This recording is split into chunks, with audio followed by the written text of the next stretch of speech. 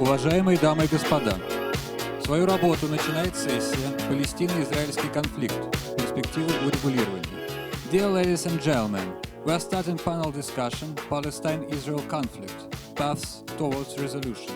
На сцену приглашаются модератор, научный руководитель Института востоковедения РАН, академик РАН, профессор Виталий Наумкин.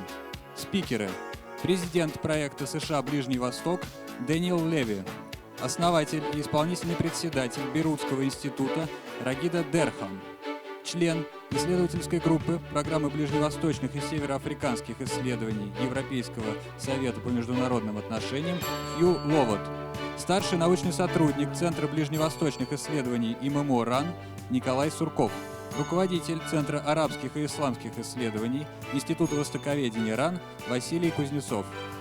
Please welcome on the stage moderator Academic Director of the Institute of Oriental Studies, full member of the Russian Academy of Sciences, Professor Vitaly Naumkin. Speakers: President of the US Middle East Project, Daniel Levy. Founder and Executive Chairman of the Beirut Institute, Ragida Derkham. Policy Fellow of the Middle East and North Africa Program at the European Council of Foreign Relations, Hugh Lovett. Senior Researcher of the Center for Middle East Studies of the Primakov National Research Institute of World Economy and International Relations, Nikolai Surkov. Head of the Center of Arab and Islamic Studies of the Institute of Oriental Studies, Vasily Kuznetsov.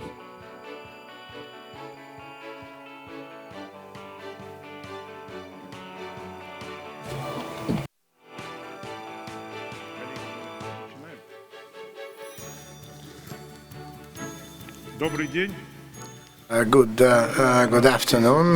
We're beginning our session dedicated to Palestine-Israeli conflict, paths towards resolution. It is true that in recent times we are getting the impression that Palestine-Israeli conflict has gone to the sidelines of the international politics, and certain marginalization has been evolving. But now there's its lack of regulation. So stays as the famous Chekhov rifle hanging on the wall that sooner or later will fire. And that's exactly so that this gun on the wall has fired. And the sound was deafening.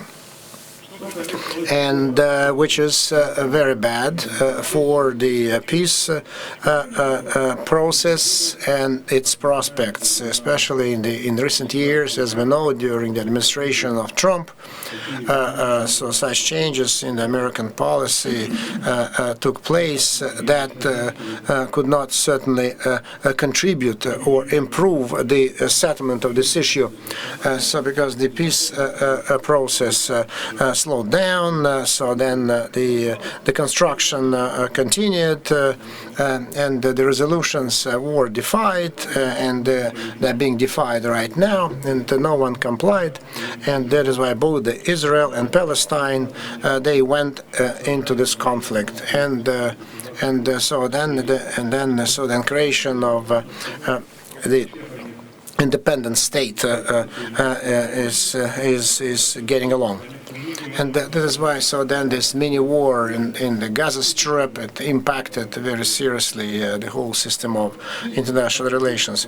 And as was, so we have the experts that do not represent conflicting parties, but have good expert knowledge to be able to pass judgment on what's happening right now in this issue, in this area. And the first question I wanted to ask you is about trend and prospects of relations between Israel and Hamas after what had happened. Let me remind you that there are many issues that were raised. So the way the bloodshed was stopped, as we remember, so there were several international mediators, intermediaries, and the leading role of Egypt. We have to remember that managed to quench this opposition and open conflict, and so many questions why it happened and whether it was done by someone on purpose, and so Palestinians have these questions, and Israel has same kind of questions, specifically so in Palestine, in Israel, so they continue to have these debates, arguments that Hamas is manufacturing thousands and thousands of on the territory of Gaza Strip, and they did not know that, or they knew it, but they were aware of that, but so there were some reasons not to stop them from doing that. not to prevent them, and so that actually so then the radicals so they wanted just to assist blows on the Gaza Strip, and they want just to bring in the troops, and so Gershon Baskin, a famous intermediary, so Jerusalem Post posted an article that they need to negotiate only with Hamas through this gentleman, and all these issues that are on the agenda right now, and that were discussed beforehand, so the balance of powers in the East it keeps changing all the time, and the role of Russia in the political settlement. Mr. Lavrov spoke about that, touched upon this issue.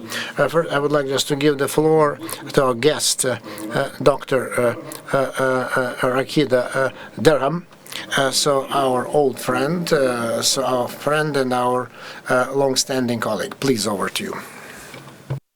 Thank you very much, Dr. Namkin. It's always great to be with you on the same panel, whether as a moderator or whether as a co-panelist. And thank you very much for hosting me, along with my other colleagues, respectable colleagues. I noticed that your session here is about Palestine-Israel conflict path towards a resolution, right? So, first of all, I think this is where we need to get rid of the old patterns. The path to the resolution is not by simply restating the idea of the two-state solution. It is by doing something about it that's different, by going ahead and forging a new path, a new roadmap, if there is a serious intent to revive the two-state solution. That's number one. Number two, I'm not so sure it's time, with all due respect, as good as pretty as it sounded, the quartet. I followed the quartet's work, which, as you know, is the United Nations, the EU, Russia, and the United States. I followed the work throughout different years and administrations, and opportunities were missed. If there is a way or an intent to revive it seriously, yes, there is right now an interesting atmosphere. The Europeans are on the rise again with the Biden administration, which is giving them their their role and making them quite powerful in the region. So maybe, you could think of that, but I would worry about what's going on if it dismisses the new elements on the ground. Iran has become a pivotal member of the future of the Palestinian-Israeli conflict. I will get into more details. So whether you want to tell Iran, come in and stop objecting to the peace between Palestinians and the Israelis, whether you're going to come in and to say to the Europeans, stop obsessing completely only about the nuclear file and start to think differently on the Palestinian issue rather than just giving them financial aid. I think it's also important for Russia to sit at the table again, and I'm sure you guys are, to consider what can Russia do now in building on what President Trump did. In effect, Donald Trump is the one who brought in a new dynamic into the Palestinian, into the Arab-Israeli dynamics, actually. So what is it that Russia wanted to build on? You have in Russia a pretty good relationship with Israel right now, which has not been the case in the past, in the era of the Soviet Union. For those who would remember, it was a complete reliance on Moscow to be the partner of the Palestinians and the Arabs. Times have changed. Right now, Israel is a very important player with you, and you have good relations with Israel. And hopefully that you can think of using your influence with both Iran and Israel. Because with Iran, there is a sort of partnership, de facto partnership, almost an alliance on the ground. And so one would hope that you can use that particular relationship that you have with Iran together with your new relationship with Israel to forge a new approach to a solution to the Palestinian-Israeli conflict. That is an opportunity for Russia. If you go back to just reviving the peace process, people are not going to believe us anymore. The word peace process have been over-exhausted. I think we need a new approach that is fresher and more realistic with the new, recognizing the new players. As I said, Russia is one in a different way. It's no longer the point of competition between the US and Russia, as it was the Soviet Union at that time. The Middle East conflict was essential for both. Now, I don't think there is a keen interest by either, except to avoid wars and create stable, what you like, your favorite word, stabilization. I'm asking everybody to think of stability rather than stabilization only. And in fact, what the opportunity comes in to curb the extremists on both sides, with Israel going all the way into the choice of the extreme right. Israel is very much a country in the right, and meaning politically, of course. But it's noticeable also that while the United States is going left, Israel is deeper right, and the extremists are being supported very bluntly by players who are being now, begged to make a deal, such as Iran.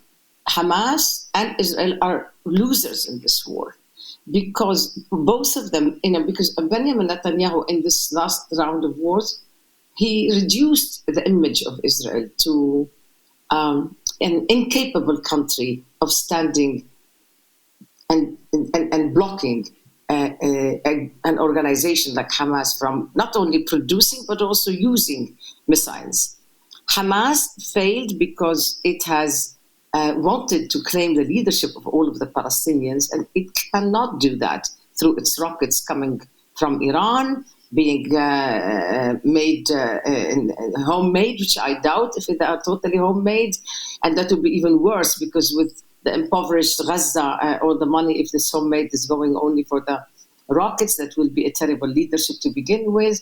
And of course, Hezbollah stands alert to come in and help Hamas by offering whatever Tehran needs it to offer at what point. Luckily, the Israelis did not go into a ground invasion of Gaza because that would have led, in my view, to a wider conflict. And I think the Israelis decided that it is too costly because it will open the fronts of Lebanon, Syria, and potentially even Iran. Because with the Revolutionary Guards in charge of foreign policy, the foreign policy of Iran, they call the shots. So therefore, I feel that the Israelis lost.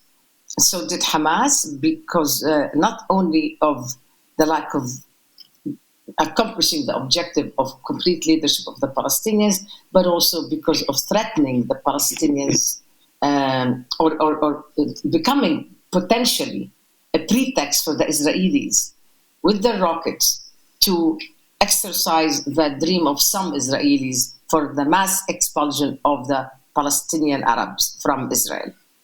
I think this is a very dangerous development, and I think the extremists in Israel are waiting for the extremists amongst the Palestinians to use that pretext in order to accomplish that horrible, horrible fate. God forbid it happens. So I think what we need to address is back to the Iranian pivotal role that I spoke about. That missiles have been coming from Iran. Of course, paradoxically, you have Turkey and Iran supporting Hamas, but that's not the first time that we have such a paradoxical situation where, the Sunnis and the Shiites are supporting the Iranians and the Turks are supporting Hamas for their own agendas, not for the Palestinian agenda or aspirations. They have each their own agenda, and I think it is at the expense of the Palestinians.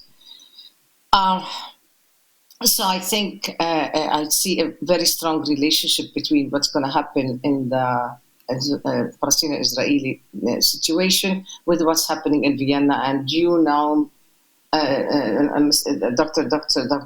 Vitaly Naumkin, I think you probably would know better what's happening in Vienna. But if things go in the way that at least our Russian colleagues are telling us, that hopefully there is going to be an agreement soon, if this is going that way, I think one needs to pay a very good attention to the fact that all 6 parties to the JCPOA had given Iran the right, in effect, to do what it wants regionally by accepting to put that issue of the missiles and the regional behavior outside the scope of the nuclear negotiations.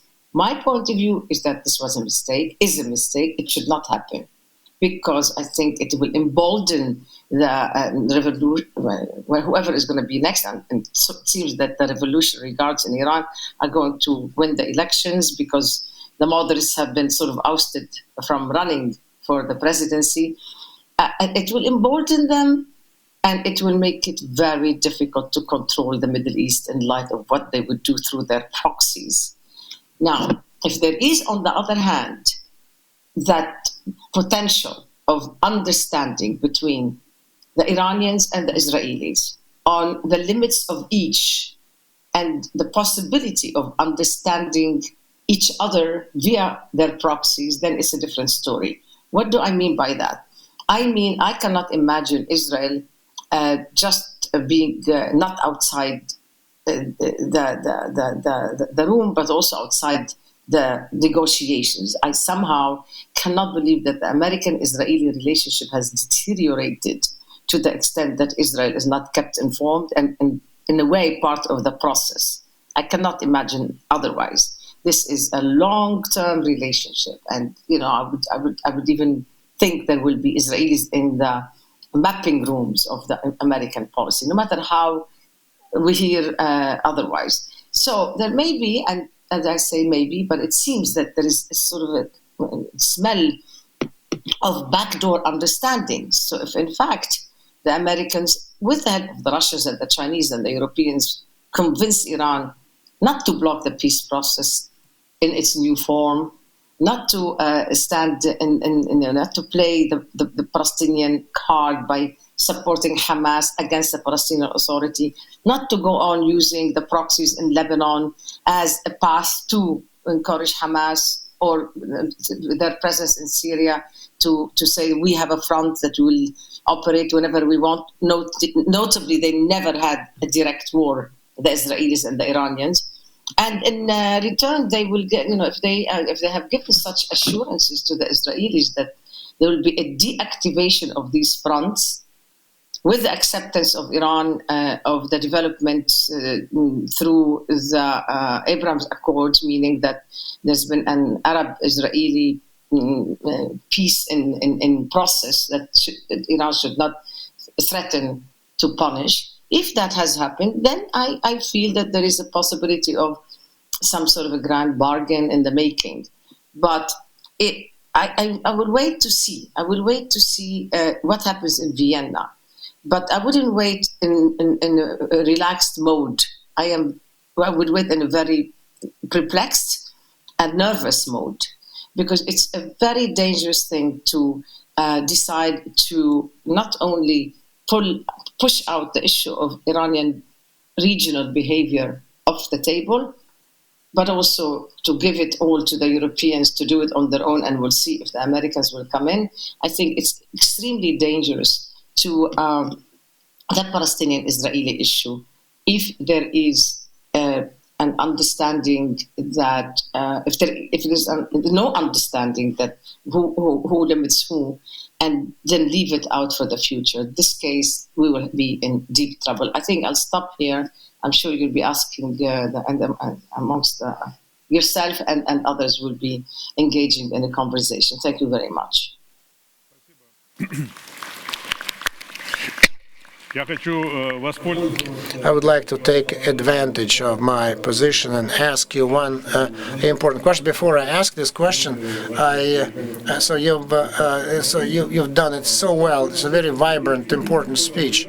But we kind of migrate towards Iran and partly Turkey. But we're discussing a Palestine-Israel conflict, and just to bring it down all to Iran and Turkey, not very productive. And what do you think? Egypt, for example, Egypt that has always viewed Hamas as an enemy and brothers, Muslims, and then all of a sudden Egypt during this last mini war entered into the very close contact with Hamas management, and they played the role of ceasing fire, and so they did it, and that is why. So there are some positive shifts that we can observe even in the position. So Egypt has no, is not partial to Iran or Turkey. They're not allied with them. Regarding Mr. Lavrov saying, so he was talking about this idea of convening this meeting of Palestine and Israel heads, right? To get them together in Moscow. So the Palestinians supported this idea, Israel didn't, and so this idea on so under the circumstances, do you think it's possible to get them to Moscow to negotiate? And at the public level, so they were promoting this idea among the Palestinians and Israelis, and usually we heard from our Israel partners. So we heard them say that the negotiations to resume peace process will need partners, negotiating partner. But there is no negotiating partner because Fatah and Hamas split, so they are on different sides, and they are under the power of different authors. And as long as there is no partner, there is nothing to talk about. But on the other hand, if there is a partner and Palestinians get together, and Russia has been taking this effort, and so remember that I participated actively in this process. I was moderating the inter-Palestinian meetings in Moscow, so that there were certain steps. And do you think this is a positive process, or it will once again run against Israeli partners? No, we're not going to talk to them. And even if they get together, all the Palestinians get together, we need to ask that they change their position. What's your take on that?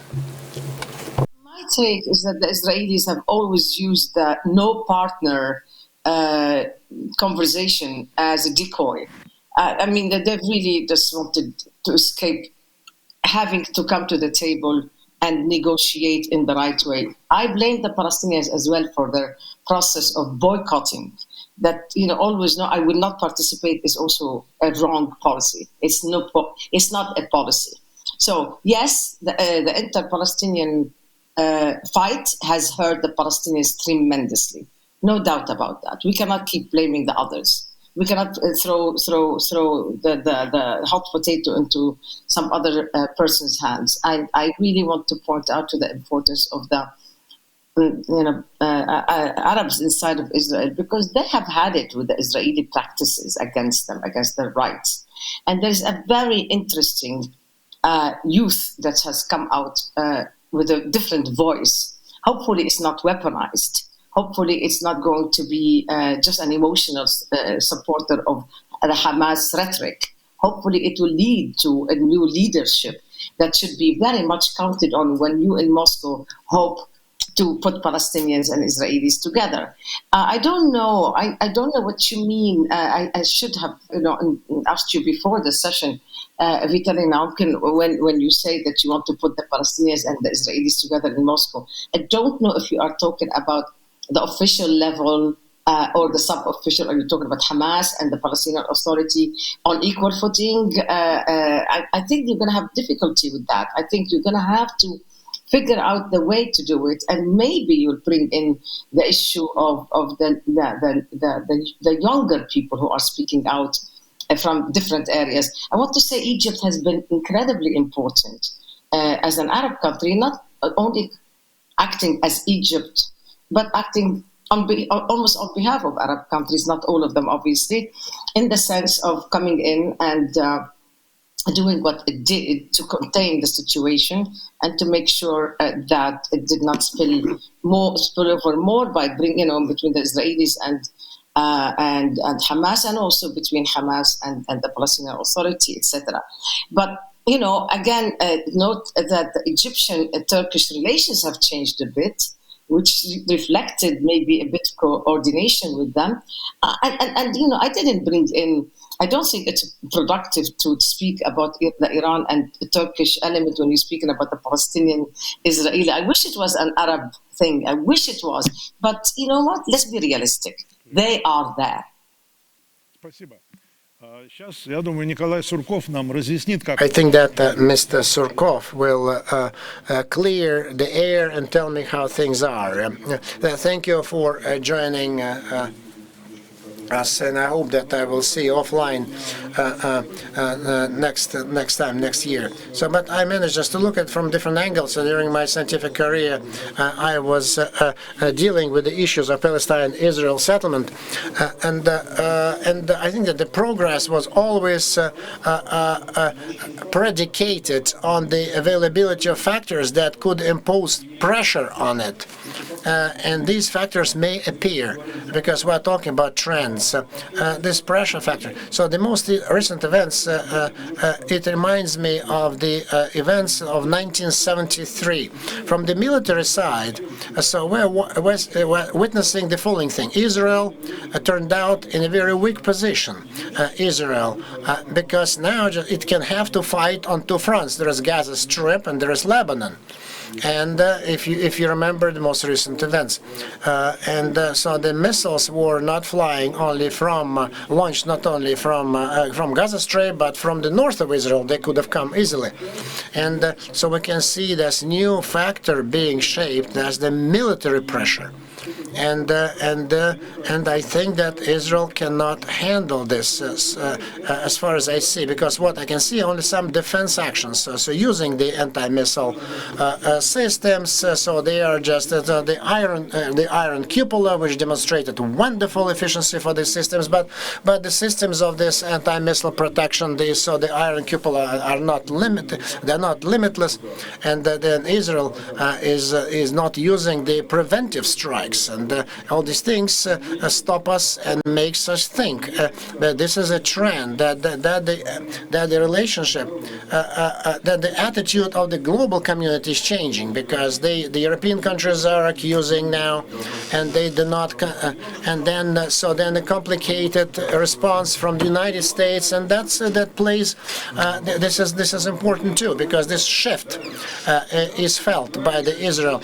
Will Israel be able to sit between the two stools, so to normalize relations with the Arab world and continue the politics that it applies vis-a-vis the Palestinians, whether they will be able to do that or not.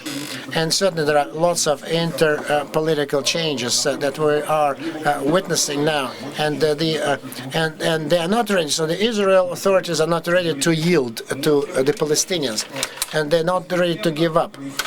But slowly, so the factors are being accumulated. They are pushing Israel to resume the dialogue, and I think that this quantity will turn into quality, and they're being pushed towards dialogue. And this is one. This is one of the facts that gives hopes to us, that Israel decided not to have a land operation in the Gaza Strip, and I believe it was the decision that can be explained by unwillingness to again spoil further the relations with their partners, including the Arab world. And there are certainly factors of instability in Israel and protests on behalf of the local Arab community. So now, coming back to what Ragida said, she drew attention to very important factors, that Iran is becoming more and more active and sponsors at least two non-government organizations or allies, not sponsoring, but being an ally, and that opposes Israel, and there is danger for Israel if they don't coordinate their efforts if they don't come to terms with Palestinians now. Then the role of Iran will grow, and the influence of Iran to that very Hamas will grow.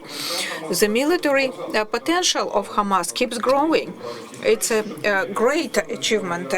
They used to use kind of handmade rockets or some balloons to ignite the farms. But now it looks like industrial devices, drones that can be very dangerous. And we see that the situation changes very fast. So I believe it's something like 1973, when Israel realized that they are not immune, and now the Arabs see they can do it. Once there will be a demand, the Israeli may go for some may actually give in. And should we start negotiations? Who is going to speak on behalf of Palestine? Who will represent the Palestinians? And once we work on something, it's not on the new format. I will probably disagree with Ragita here, because inventing something new, inventing a bicycle is next to impossible, but helping the Palestinians to come to terms, to create a delegation, a representative delegation that will be in a position to negotiate that is quite realistic. And I believe that Israel has to understand that once Hamas becomes a pro-Iranian organization, they will never be able to talk to them, to come to an agreement. Though now they have some productive contact at the level of special services. But unless there is a political will, it's impossible. So there were many opportunities lost. Now probably they have another opportunities that it better not be lost.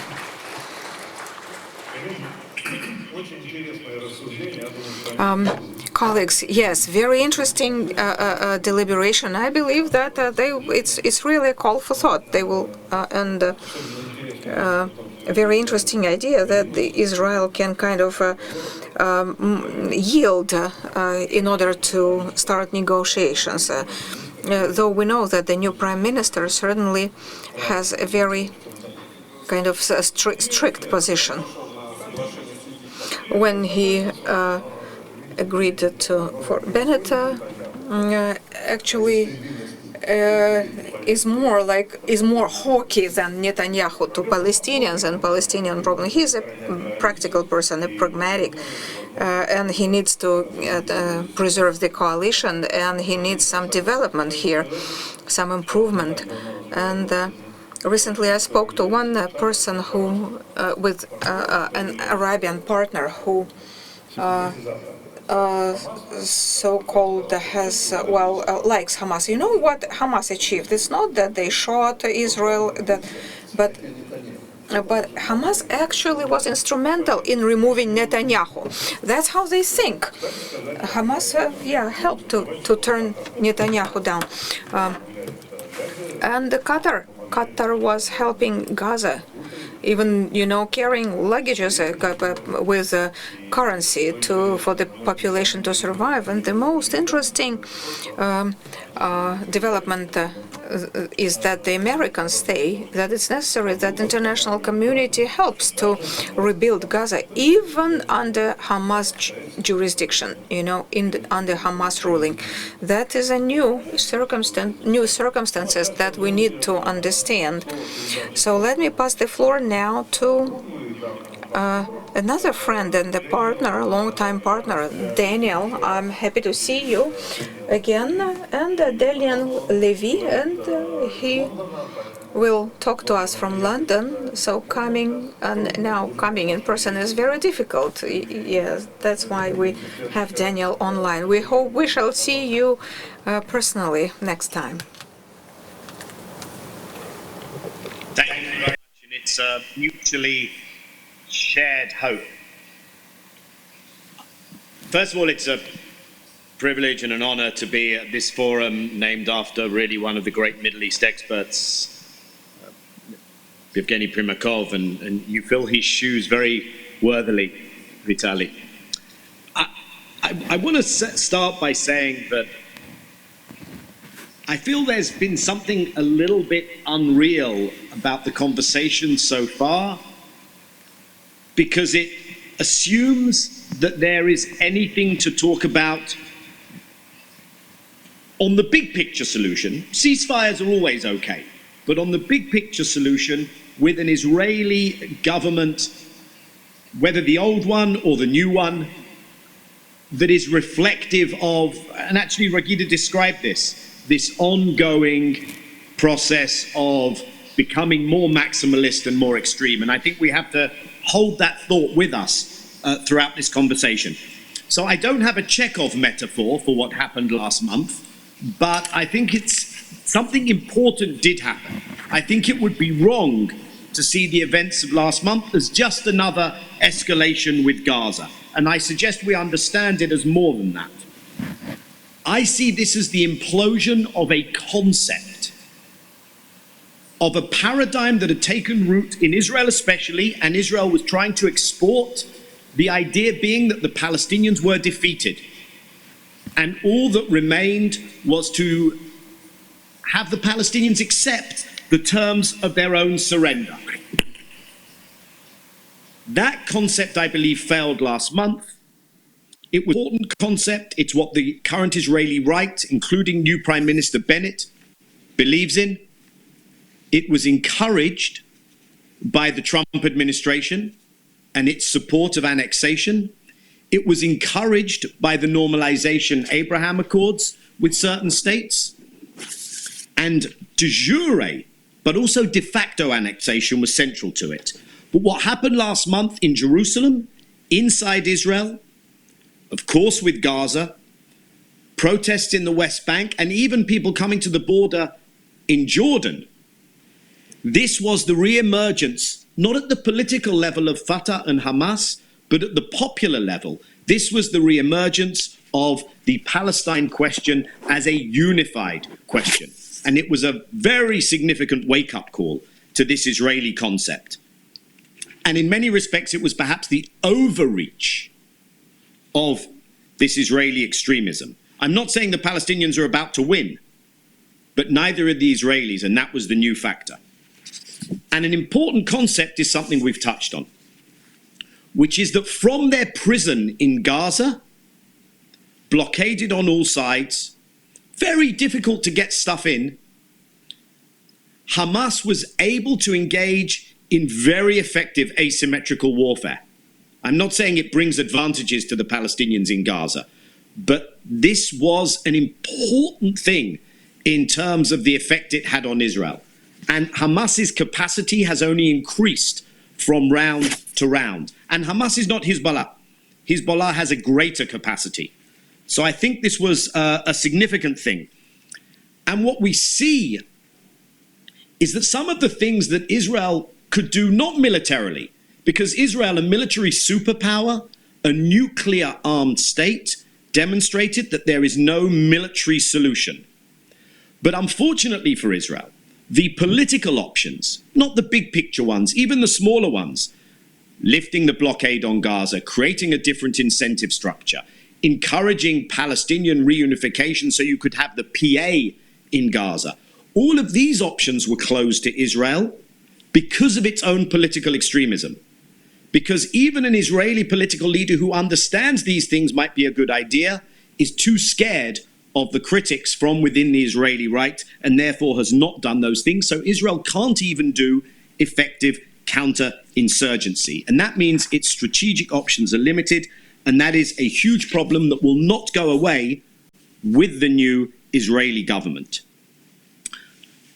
On Gaza and Hamas specifically, yes, one could go back to the old understandings, and Egypt played an important role. I think this was also partly a desire to demonstrate usefulness to a new American administration where the relationship is unclear. And I think it's a big deal that they got a visit, and a positive visit, from the Secretary of State, Tony Blinken. But it will be difficult to return to those things for two important reasons. First of all, for Hamas, I think they came out of this well. They managed to reassert themselves as not just the municipal managers of Gaza, but a narrative of protectors of Jerusalem, protectors even of the 48 Palestinians inside Israel, and the leaders of the resistance. And you even hear Fatah people now talking about a return to armed resistance. So they come out of this in some way strengthened. And for the Israeli side, Netanyahu has intentionally left some landmines there, which will make it more difficult for Bennett, even should he want to make things easier with Gaza. The other thing I want to touch on is the question that's been raised of a return to negotiation tracks. And I'm afraid that my news for Foreign Minister Lavrov is not good. That Naftali Bennett may well enjoy a visit to Moscow, but he will be in no hurry whatsoever to visit Moscow in order to negotiate with the Palestinians. This is not something that will happen with a new Israeli leader, who, as you have noted, is, if anything, more extreme than his predecessor, more ideological, but also has the pressure from his right-wing constituency. But the other problem is, even if you got, whether it's in Moscow or anywhere else, even if you got these actors in a room together, there is very little to negotiate as long as the asymmetry of power remains as it is. And I think here we need to refresh some of our thinking, or remind ourselves even that there are not only two choices: violence, armed struggle, and negotiations. There are other political means at the disposal of a weaker party to change that power balance. And here's the real problem, which is the non-violent means that could be at the disposal of the Palestinians have been blocked by the failures of the international community. So there is such a thing as the Security Council. There are resolutions, there are sanctions. There is the International Criminal Court. Settlements are illegal. There should be some kind of sanctioning of that. I'm speaking to people in Russia. Situations aren't always similar, but when there are annexations that certain powers disagree with, they can express that dissatisfaction in the international arena. That is not done with Israel and its illegal occupation. And as long as this remains the case, it is very difficult to see how negotiations will be meaningful or the dynamics will change. So a few things would need to change, and I will briefly list them and basically close with that. First of all, something that you've been very involved with, Vitaly, and the Russian government has been involved with and has been mentioned, which is the need for Palestinian political renewal, the need to end the division, the need for Palestinian politics to reassert agency. Something interesting is happening at the popular level. Ragida referred to it also in terms of young folks inside Israel. At the moment, it has no outlet or reflection on the national political level. And the postponement or cancellation, in effect, of Palestinian elections was another serious blow. So, I'm not saying you hold the magic key with the dialogues in Moscow, but I at least think it's worth continuing to pursue those and expanding who participates. The second is whether anything will change vis-a-vis the US as a guarantor of no accountability for Israel and of impunity. There were some interesting shifts that took place during May in the debate inside America. Some shifts in the debate inside the Democrat Party, questioning of military assistance. These aren't about to lead to policy changes immediately, but this is something that it's worth keeping our eyes on, because the Palestinian issue is increasingly understood not as the absence of territory and statehood, but as the absence of equality, rights, and justice. It makes a difference in an America that has gone through this racial justice moment when the blue chip global organizations are saying that Israel is guilty of the crime of apartheid. That is a paradigmatic shift which could play out over the years. Europe, which we may discuss more, my colleague Hugh, Europe has largely marginalized itself by its inability to do joined-up foreign policy on many issues, including this issue, requiring a consensus rather than having qualified majority voting. So I do not expect much from there. And in terms of the Middle East power dynamics, I want to say something which may sound controversial. Palestine is much more important to Israel than Iran. Israel knows that the real threat is the fact that the territories it controls have slightly more Palestinians than Jews in them. And what happens on that future is going to determine the future of that country. Israel, I believe, can ultimately manage Iran. But can it manage this existential question of the Palestinians? The Palestinians cannot work in the region differently until they get their own act together. I think it's interesting that the normalization accords, which were never really primarily to do with the Palestinians, were largely an irrelevant thing during May. Pressure was not brought to bear on the Palestinians. Israel could not use its new allies. And I think it sent a signal that another part of this Israel victory myth regarding the normalizations had imploded. So I'll close by saying that I think that we may be in a new phase. I think the option that is always the convenient option for the international community to go to, which is to say negotiations, two states, separation, draw a border, that feels inadequate to what has happened in the recent history of the conflict. There was an attempt to say 1948 is untouchable. 1948 is the fact that Palestinians inside Israel live in a country which they never consented to, and that refugees for generations now have not been allowed to return there. There was an attempt to say, let's resolve the occupation of 1967 and ignore these bigger issues of 48, of consent, of the Palestinian citizens of Israel, and of refugeehood. And I think that moment may have gone, and we will have to address all of them if at any time and when we circle back to a path of negotiations under conditions of greater symmetry. Thank you very much. Большое спасибо, Дэниел. Thank you very much, Daniel. Thank you for the very interesting view. And very briefly, a brief question. After everything you said, could you please tell us, is there a chance for creation of independent Palestinian state? Do you think this chance still exists for Palestinians to have an independent state, sovereignty? I think that there was an attempt to offer the Palestinians that was something that was not an independent sovereign state. The high point of that attempt was the Trump plan of 18 months ago, which was essentially to offer them a Bantustan.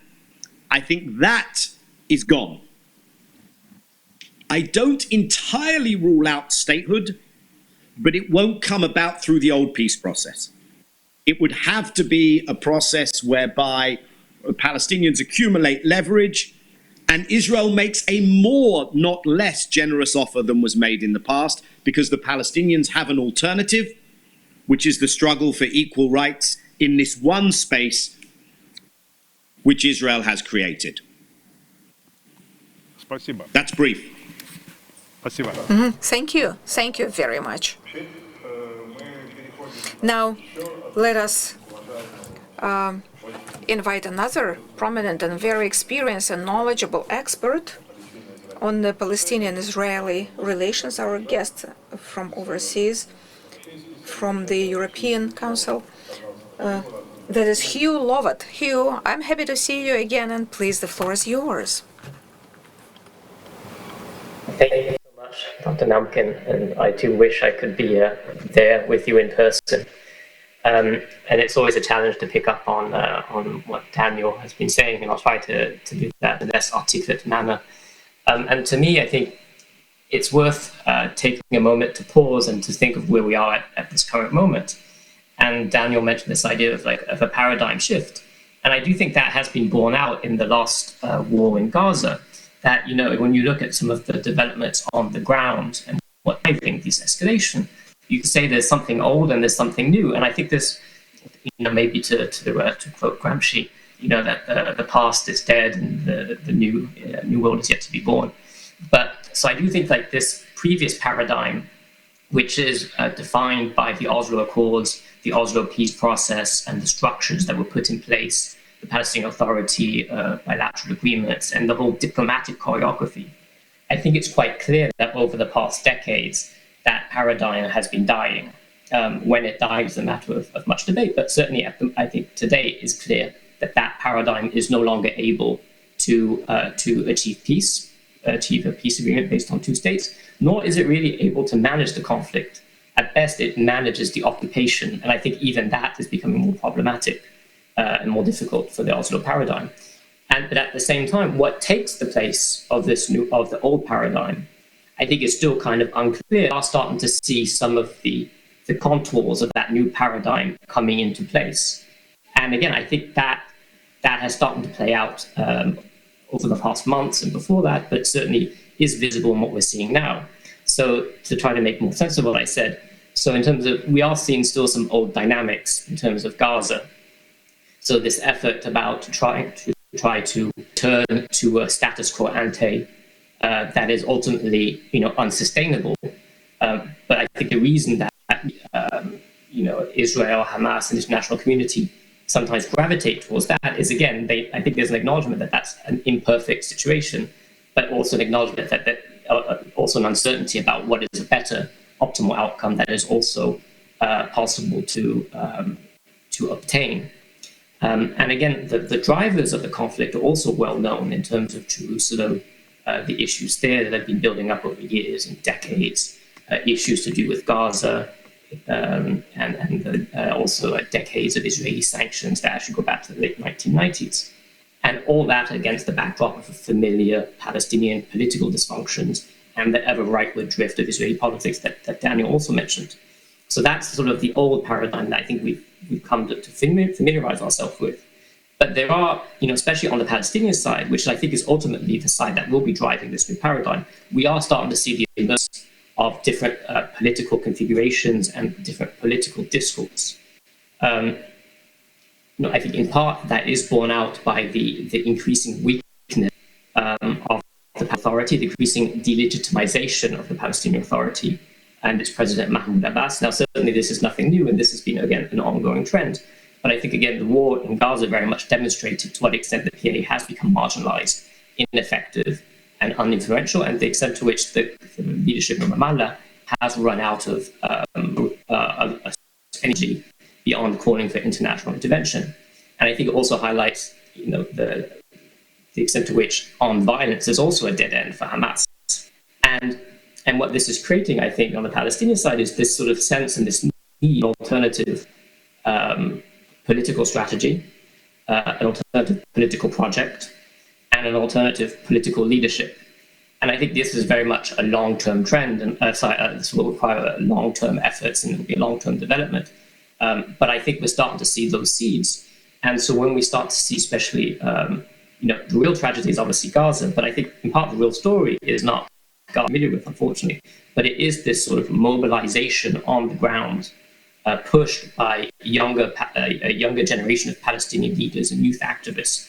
And I think what we're seeing is, firstly, it's the emergence of new sources of leadership, as I said, but also this reframing of Palestinian political strategy. Certainly, that's not a strategy that's yet been endorsed, by the current leadership and the PLO as such. But as for Palestine, I think one should be listening and hearing what younger Palestinians are saying, because that will be the future of the Palestinian national movement. And I think what we're starting to see is, again, a shift away from the previous state-centric model of Oslo, which was all about state building, and you had a clearly defined green line, at least in political discourse, between Israel and the occupied territories, and this idea that there would be a state of Israel alongside a state of Palestine.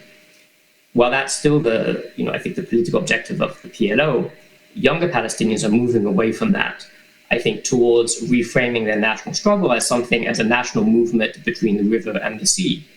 And I think this is increasingly moving towards one, an acknowledgement of the reality as it is on the ground, as Palestinians see it, but also as a number of international organizations see it, which is that of apartheid. And in response to that, a growing need for, or a growing push and increasing calls by younger Palestinians for this pivot towards a rights-based, an equal rights-based strategy, which demands equal rights for Palestinians, not just in the occupied territories, but also in Israel. And I think, to me, this is the fundamental thing about where we're at today, and we are at this junction. And to finish off with a last few thoughts in terms of what this means then for a peace process and where we go next. Firstly, there needs to be an acknowledgement, as I said in my earlier introduction, is that the Oslo peace process has failed. The political strategy that the international community has pursued since 1993 has failed. So there needs to be a new strategy to be able to lay the foundations for future negotiations. And I think regardless of what shape a future agreement takes, there will need to be negotiations. I think that's quite clear. And even if you look to South Africa, there were negotiations between the apartheid government of South Africa and the ANC. But we also need to acknowledge that the foundations do not currently exist to allow those negotiations to succeed. Even if you could get the sides around the table, there's no reason to believe it would be any more successful. So let us not rush into negotiations. Let us take the time to create the foundations. And clearly that means working on Israeli calculations, which at the moment favor heavily continued occupation and the continuation of the political status quo, quote unquote, that exists on the ground. These calculations need to be upended and need to shift towards one that actually values deoccupation. And I think the international community does have an important role. And clearly there also needs to be significant work on the Palestinian side to get the Palestinian house in order. That means re-democratization, re-legitimization, and re-institutionalization. Most importantly, I think, is the PLO, of course, as the vehicle for Palestinian nationalism and Palestinian strategy, and as the party that will need to lead into a conflict. But also to a certain extent, although it's becoming less, I think, important, still, so long as the PA exists and so long as those institutions exist, they clearly need to be accountable to the Palestinians. And so I think, therefore, there is a need for elections, both for the PLO and for the PA. And then in the final minute, I think that's the strategy is not that difficult to discern. It's about actually injecting political capital into doing that and pushing in that direction and accepting it will take time. To finish off in terms of the political objective, we've talked a bit about whether it's one state or two state. To me, this is a bit academic because neither is going to happen tomorrow. What will happen tomorrow is what's happening today and what happened yesterday, which is the entrenchment of a one state reality of open-ended occupation and unequal rights, which is the EU's way of saying apartheid. That will continue unless there is a significant challenge. But I think when we start talking about the political objective, to me, it's more useful to talk about rights. That any political objective, be it one state or two state, must conform to, I suppose, to two criteria. It must allow equal rights, ensure equal rights for it, and it must end the occupation. And so to me, that should be the rallying point for international efforts to move forward and to make clear to Israel in terms of its own calculations that if two states is no longer seen to be viable in terms of as a way of allowing for equal rights, then the only other alternative will be to look at some iteration of equal rights in a one-state reality. We cannot accept the current situation today as it is. We cannot allow that to continue because that will ultimately lead Israelis and Palestinians both towards, I think, to be a bit dramatic, but I think we just said towards national loss, because it will be a reality which is neither democratic nor equal. Thank you.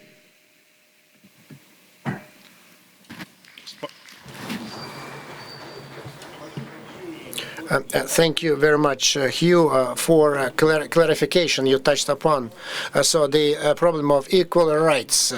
And among the Palestinians, so many voiced their concerns that the Palestinians should fight not so much for sovereignty as for equal rights as an important way to address all the issues, to settle all the problems.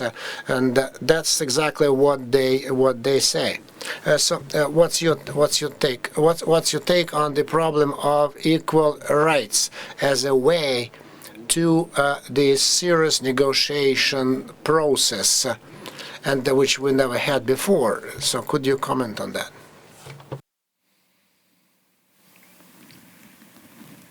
That's not where the current Palestinian leadership is.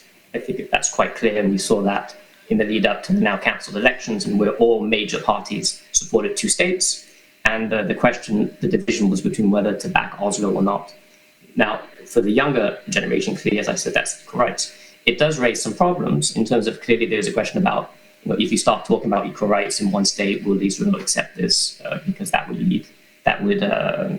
require it to give up its Jewish, I suppose, Jewish supremacy, which I think we should say that in terms of the current system where Israeli Jews do dominate Palestinians. So there are, I think, practical questions, of course, but let's remember equal rights can be done in two states or one state. To me, I don't think it's about getting lost in the weeds of one state, two state at this point, but it's to make absolutely clear in terms of what needs to happen for us to move forward and how actually one can calibrate international policy towards making that happen. Start talking about deoccupation, which is the second criteria I mentioned. So what can the international community do to actually move forward a process of deoccupation? And that should be the litmus test for whether we pursue certain policies or not. Do they help incentivize deoccupation, or do they incentivize continued occupation? And likewise, when it comes to equal right, I think there needs to be equal rights, a reframing of the international narrative and international strategy that actually can better internalize the situation as it exists today, which is the antipathy of equal rights.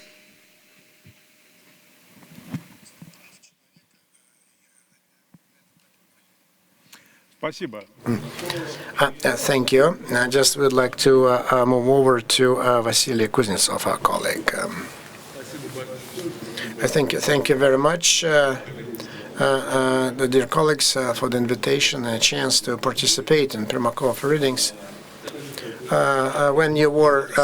When you started this session, you mentioned that the Palestine problem sometime was kind of on the sidelines of the East, and now it came to the fore.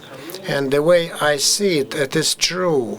We keep saying that I think it's only partly so, because it was only on political information sidelines, but otherwise it was never on the sidelines. It was always one of the most important factors of regional relations and national identity.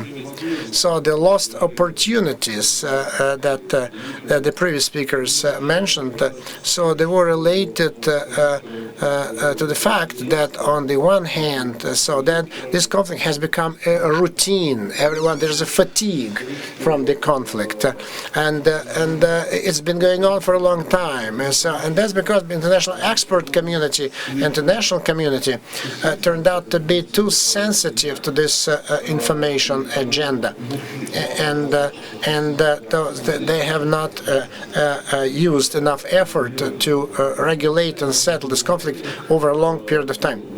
And so that the quartet was inefficient. Then they say that we have the Arab Spring and the conflict in Syria. And when we and certain things that the new elements. There are three, and they have this long-term nature. These three elements, they reflect the long-term terms. First, at the global level, what we mentioned before, so there is a greater support of the Palestine. We can see that happening, and then the public opinion is on their side, and from the view and the political level, they have this support. Then at the regional level, we can observe this contradictory situation. So after the concluding this agreement, so the gamut of the instrument that the regional players could use to regulate this conflict widened. So there are economic instruments, and there are just direct contacts that appeared with Israel, etc.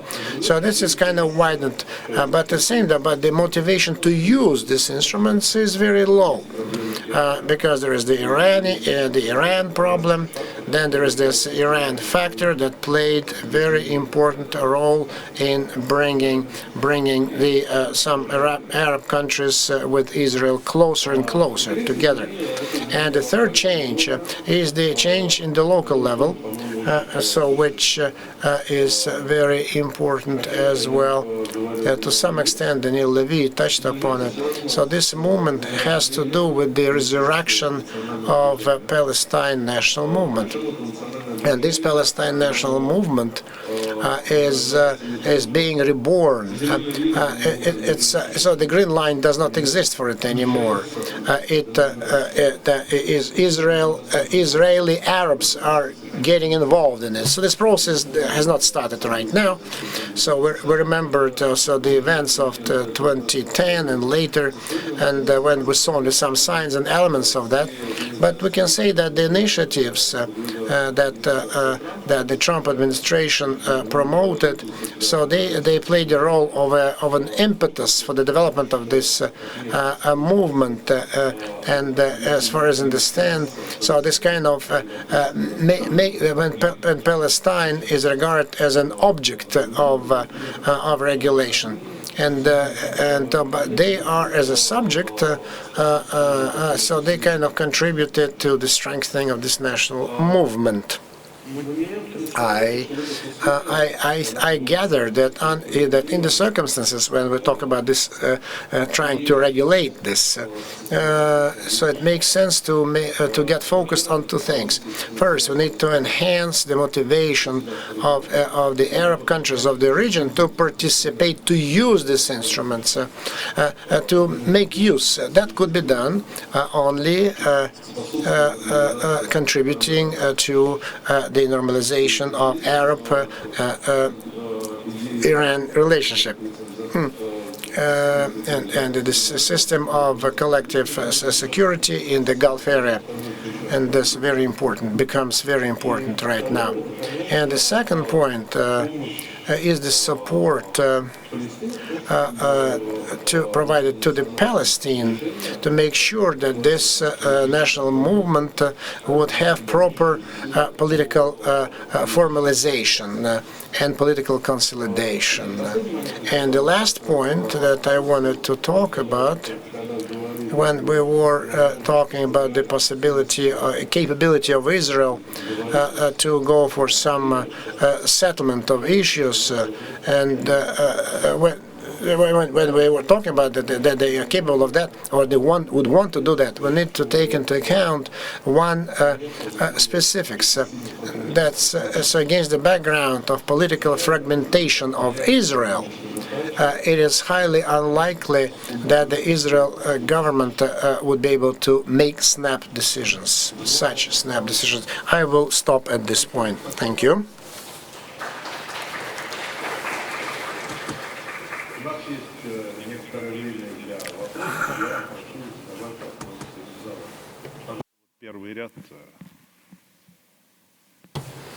Questions from the floor. My question to Vitaly Naumkin. Thank you very much, Vitaly, for very interesting moderation. My question is that on June the 16th, we hope there will be this historic meeting of Putin and Biden. And from American side, so there is process of consultations going on, and we know that there will be 3 summits before the American side will collect all the arguments and package them, make them ready for the meeting. From the Russian side, is there an understanding what the Russian party will take to those negotiations? What will be the package of Russian contributions? Remembering the Palestine and Israel conflict it's one of the sponsors, one of the guarantors of this conflict. I mean, the United States and Russia. Does Russia have this understanding, and with whom Russia has been consulting concerning this? And what is it that they will bring to the table negotiations between Biden and Putin on the 16th concerning this issue, Palestine? Is there a point during for the negotiations, upcoming negotiations of Palestine and Israel? My question is to Naumkin. Thank you for this wonderful question that should have been asked. Mr. Lavrov should put this question to Mr. Lavrov, whether the Russian side is preparing and is going to incorporate Palestine-Israel component into the negotiations. I think that assuming a certain bringing of positions a little bit closer and nearing these positions, I think that it would be very useful to touch upon this issue, but I fully understand. But there are the questions of the higher priority, and there are quite a few that's high on the agenda as well, and related to the region as well. So the only thing that I can testify is that the Russian side, so they continuing very active contacts on this issue with all stakeholders, global and regional. So we are in talks with them and very active diplomatic works going on right now, going right now. But to what extent they will bring this point to the table during the negotiations with Biden, I don't know. Okay, any more questions, colleagues?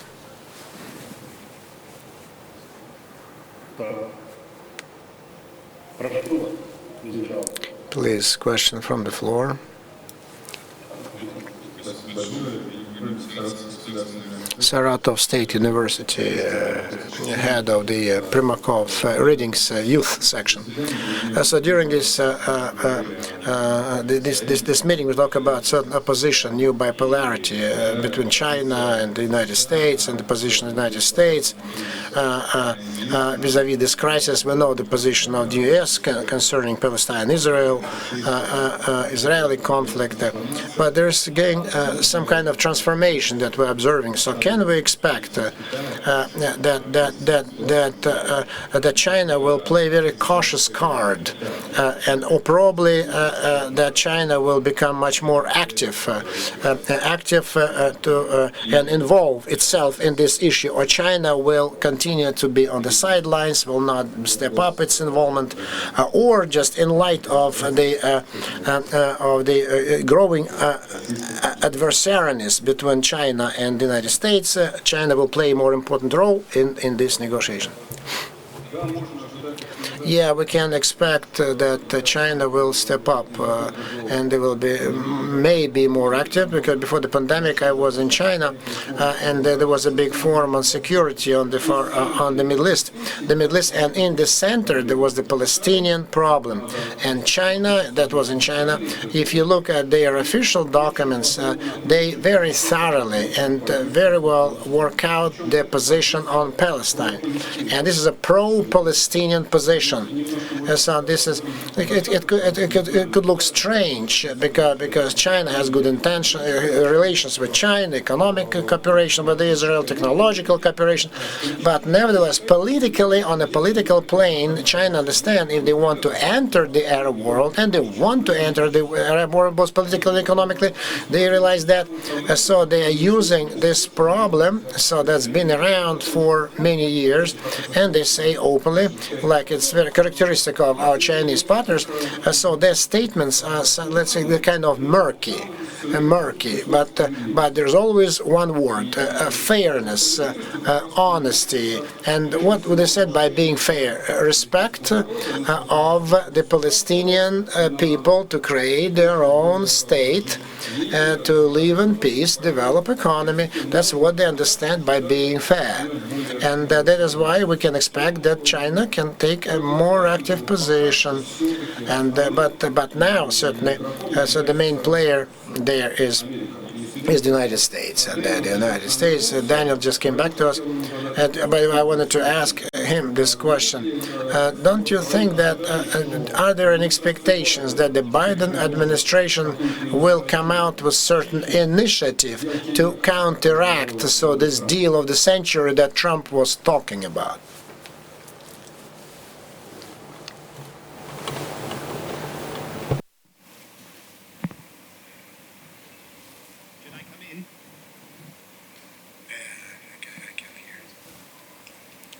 Can you hear me? Yes. Yes, I can hear you. Thank you. First, I found that fascinating on the Chinese position. And I think the temptation has been there for some time, but I only get the sense that we're seeing the Chinese beginning to consider entering this arena more actively. I thought last month at the Security Council, when China was in the chair, so you had the foreign minister chairing those sessions when the events were taking place.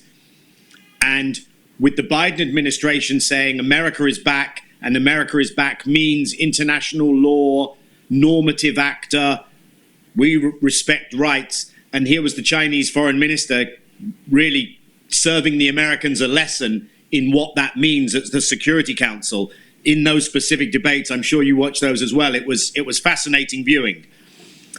Specifically on your question, I don't think that's the intention of the Biden administration. I think the intention of the Biden administration coming into power was, this is not a priority. This appears to be manageable with limited action, with limited intervention, with limited investment of American time.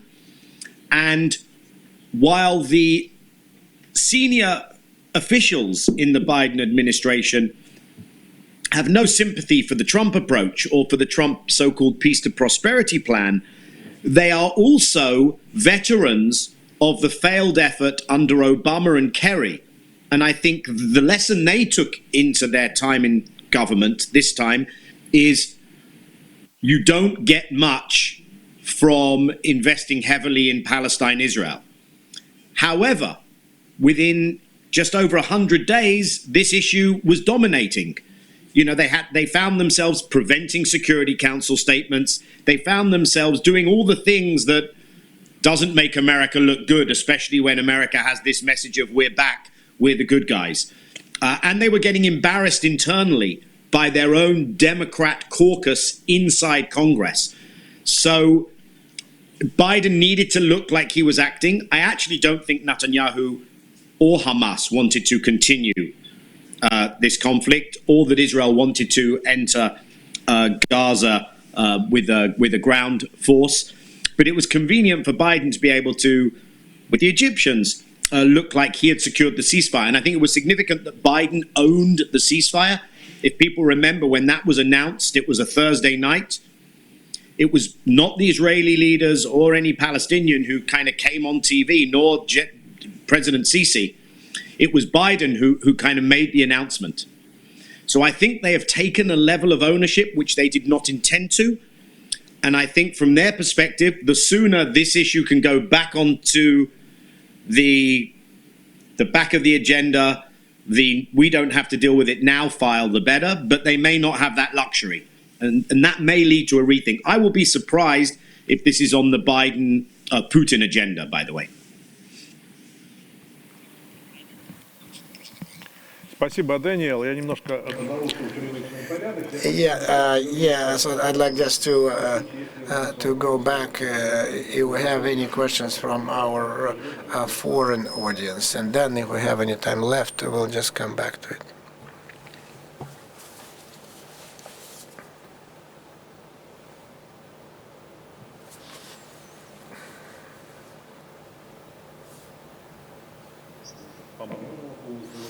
Okay, and we have no questions, right? Our foreign friends have no questions. Okay, good, great. Or you have a question? I can't hear this the moderator.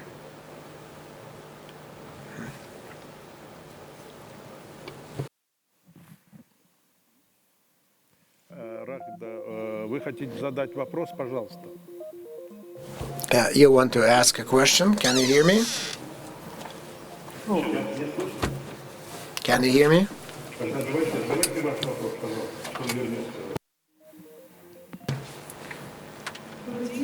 Good afternoon. MGO, Moscow State University. My question has to do with to follow up a question now my colleague concerning the China position. If we look at the way the events have been evolving, Minister of Foreign Affairs of China spoke to the fact, and he made so actually he supported the position of Palestine. He said that the main exacerbation point of this event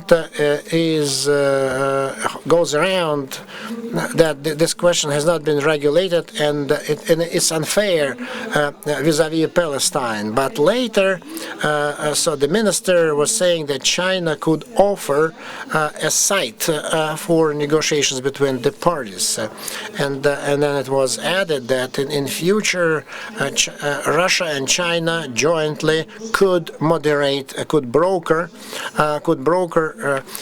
these negotiations, offer a site for multilateral negotiations. So hence I have a question. As someone rightly said, economic links between China and Palestine and Israel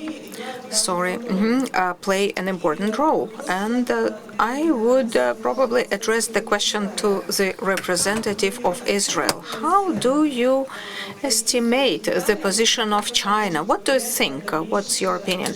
And how may it influence the further relations between Israel and China? Question to whom? Madam, yes. To Madam Ragida. No, I'm not going to impose personally. Probably our colleagues, our foreign colleagues, Daniel, Ragida. I would ask Madam Ragida. Yeah, let's listen.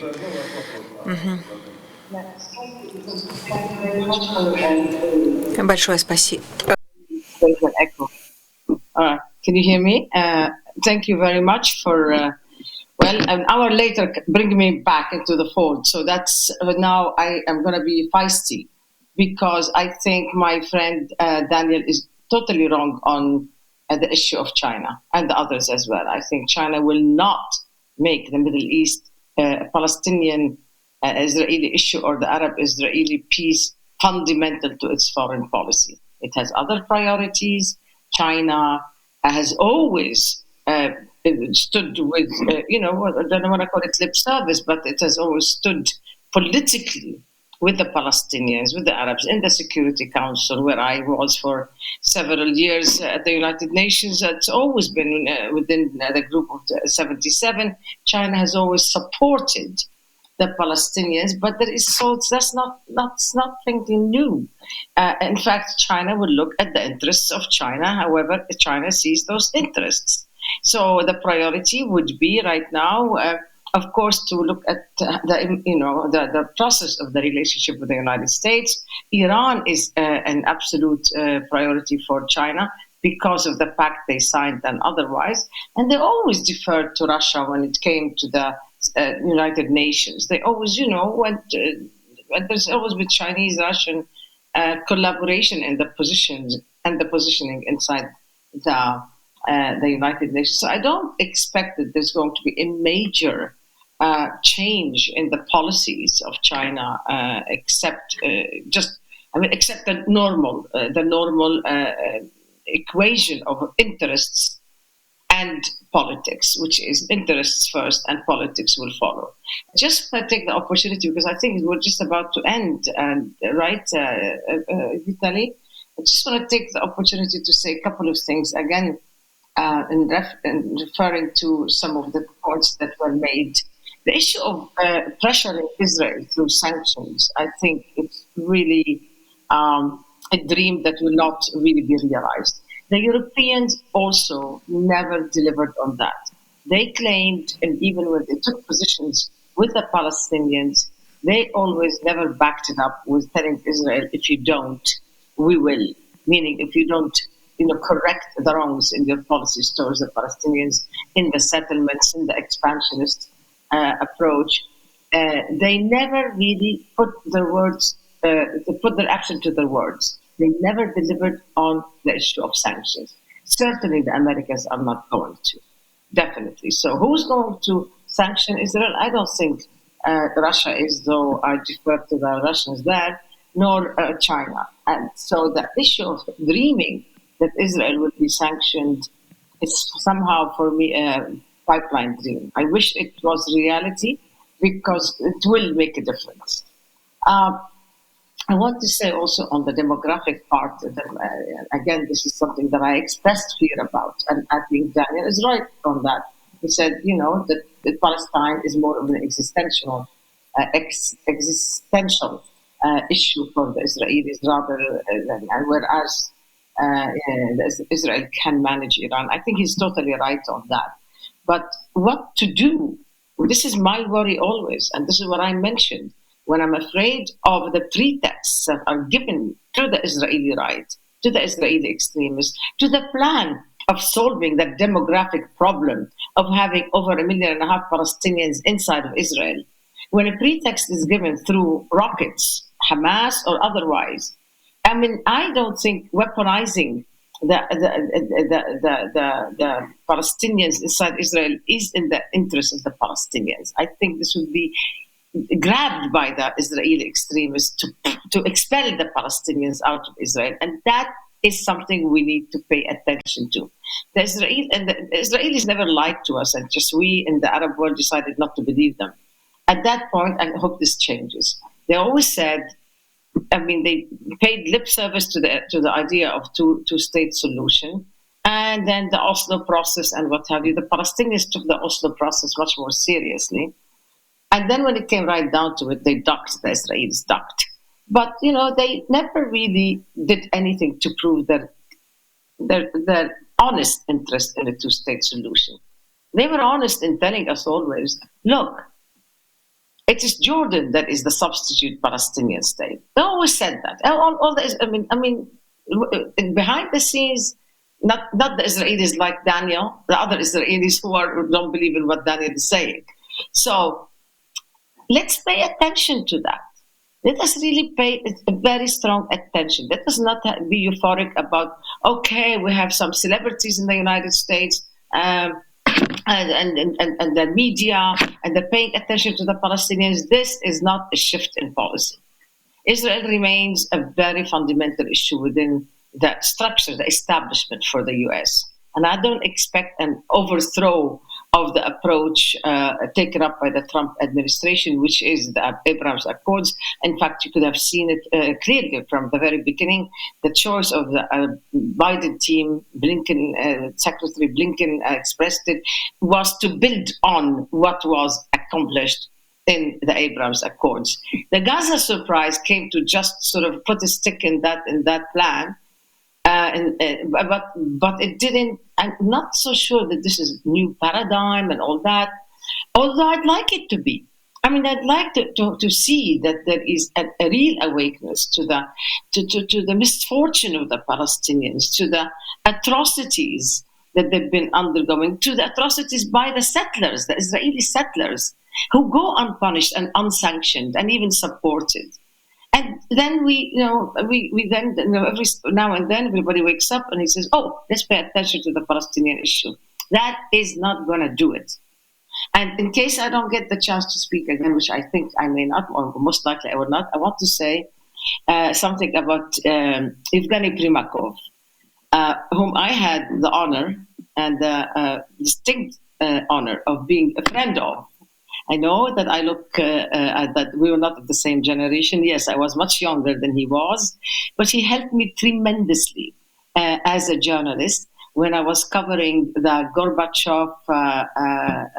Actually, the first one was the Gorbachev-Reagan summits from where? From Geneva all the way to Moscow and Washington, etc. So it's a very great honor for me to be speaking at the Primakov Center because it means a lot to me that it's an opportunity to remember Evgeny Primakov and his good friendship and how much help he has given me. Уважаемые коллеги, наше время истекло. Извинения тем. Dear colleagues, our time is up. I'm sorry. Apologize to those who had no time to ask the question, who had no chance, and I thank all the participants. Dear ladies and gentlemen, we invite you to lunch. The lunch place is located downstairs at the first floor, and the next session will start at 3. The lunch hall is on the first floor. The next panel discussion, Central Asia Strategic Choices, Competition or Partnership, starts at 3 p.m.